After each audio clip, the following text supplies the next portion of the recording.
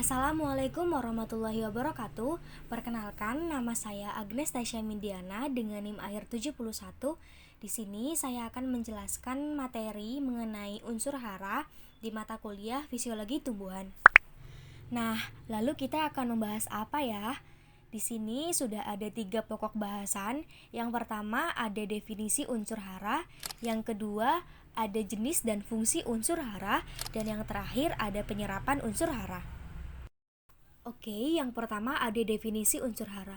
Nah, unsur hara itu apa sih? Unsur hara merupakan nutrisi bagi tumbuhan atau sumber makanan bagi tumbuhan yang merupakan senyawa organik dan anorganik yang terkandung dalam tanah dan dibutuhkan oleh tumbuhan untuk pertumbuhan dan perkembangan tumbuhan itu sendiri. Nah, jadi si tumbuhan ini juga prinsipnya sama seperti manusia, membutuhkan makanan dalam proses pertumbuhan dan perkembangannya. Nah, di tumbuhan ini biasa disebut dengan unsur hara. Nah, setelah kita mengetahui definisi dari unsur hara, sekarang kita masuk ke fungsi umum dari unsur hara tersebut.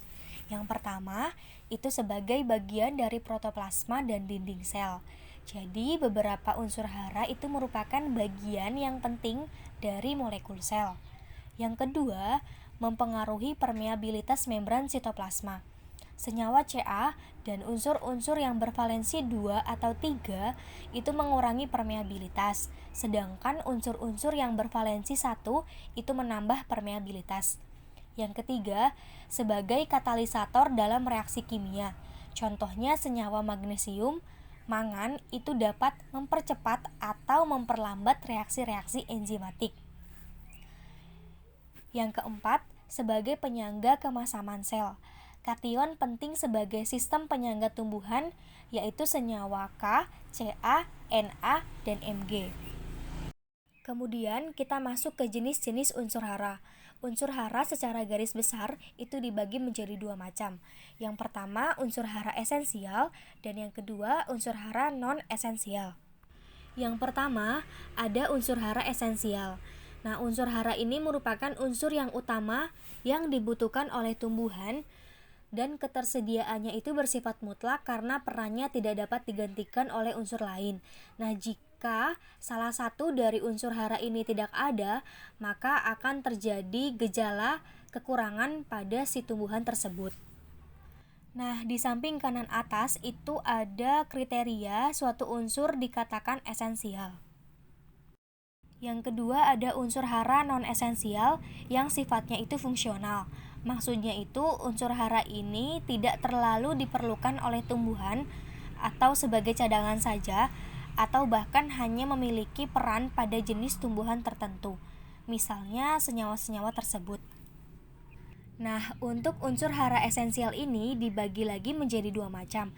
Yang pertama ada unsur hara makro dan unsur hara mikro. Dari namanya saja sudah terlihat jika makro itu besar dan mikro itu sedikit atau kecil. Nah, untuk unsur hara makro itu merupakan unsur hara yang dibutuhkan oleh tanaman dalam jumlah besar, misalnya senyawa-senyawa tersebut. Kemudian, untuk unsur hara mikro itu merupakan unsur hara yang dibutuhkan oleh tanaman dalam jumlah kecil atau sedikit, misalnya senyawa-senyawa tersebut. Nah, selanjutnya di sini sudah terlampir detail masing-masing unsur hara, mau itu makro ataupun mikro, mengenai fungsi dan defisiensinya. Nah, defisiensi ini merupakan suatu gejala yang ditimbulkan jika si tumbuhan tersebut kekurangan salah satu unsur hara tersebut. Nah, misalnya di sini ada unsur hara oksigen, karbon, dan hidrogen. Ini fungsinya sebagai bahan dasar untuk fotosintesis. Nah, jika si tumbuhan ini kekurangan salah satu unsur tersebut, maka pertumbuhan dan metabolisme akan terhambat dan tumbuhan tersebut akan mati. Sama halnya seperti di slide sebelumnya, di bagian unsur mikro juga sama. Di sini ada masing-masing dari unsur mikro tersebut beserta fungsi dan gejala defisiensinya. Nah, di sini ada contoh daun-daun yang kekurangan unsur hara seperti yang sudah terlampir di slide sebelumnya.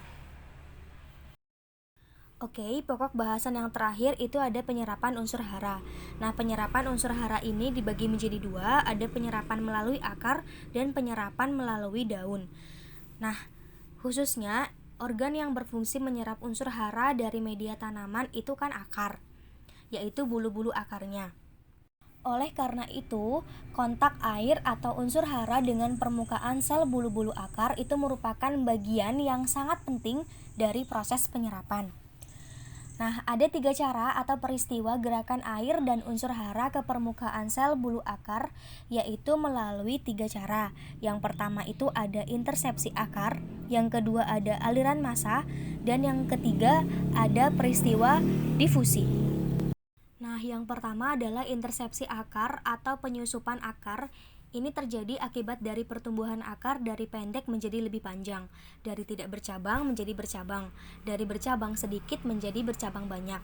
Nah, sebagai akibat dari pertumbuhan ini, akar-akar yang terbentuk itu menjangkau bagian-bagian media tanam yang tadinya belum terjangkau. Bertambahnya jangkauan tentu saja bertambah pula unsur hara yang bisa kontak dengan permukaan bulu-bulu akar tersebut, dan selanjutnya dapat diserap oleh akar tanaman. Nah, yang kedua itu ada cara aliran massa yang merupakan gerakan larutan hara ke permukaan akar yang digerakkan oleh transpirasi tanaman. Bisa lebih jelas sambil dilihat di sebelah kanan gambar. Nah, hara bergerak karena ada gradien potensial air. Aliran massa terjadi akibat adanya gaya tarik-menarik antara molekul-molekul air yang digerakkan oleh lepasnya molekul air melalui penguapan atau transpirasi. Kemudian yang ketiga ada peristiwa difusi. Nah, difusi ini merupakan peristiwa bergeraknya molekul-molekul dari daerah konsentrasi tinggi ke daerah konsentrasi rendah. Bisa dilihat lebih jelas di gambar bagian bawah. Jadi gerakan molekul haranya ini terjadi karena adanya perbedaan konsentrasi. Kemudian untuk penyerapan melalui daun itu terjadi karena adanya proses difusi osmosis melalui stomata, sehingga mekanismenya itu berhubungan langsung dengan membuka dan menutupnya stomata.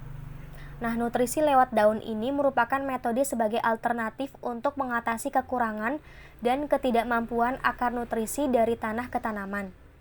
Nutrisi lewat daun meningkatkan produksi klorofil, aktivitas seluler, dan respirasi, juga memicu respon tanaman dalam meningkatkan serapan air dan unsur hara dari dalam tanah.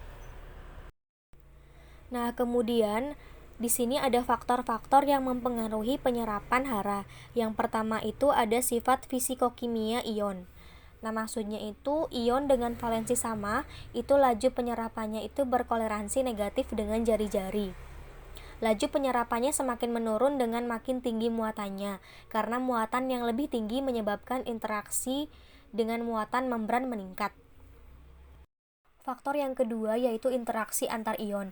Nah, interaksi antar ion ini terjadi karena adanya dua interaksi. Yang pertama itu interaksi kompetisi dan interaksi sinergisme. Pada interaksi kompetisi, ion dengan jari-jari dan valensi sama atau hampir sama akan berkompetisi atau bersaing masuk ke sel akar. Sedangkan pada interaksi sinergisme itu terjadi rangsangan penyerapan ion oleh ion lainnya dan rangsangan penyerapan kation oleh anion atau sebaliknya. Nah, faktor yang terakhir itu adalah konsentrasi hara internal.